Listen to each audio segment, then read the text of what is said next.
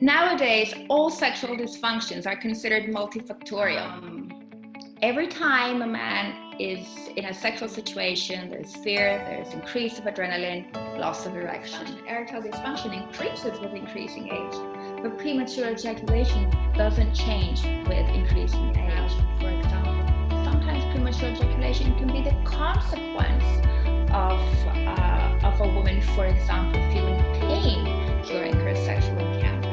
But a lot of them are not happy that way, because increasing time from 1 minute to 2 minutes, or from 1 minute to 10 minutes sometimes, is not what makes them happy. Or only this time the problem is increased latency of ejaculation. So this is the diagnostic stages, the management of male and female sexual dysfunctions that has been approved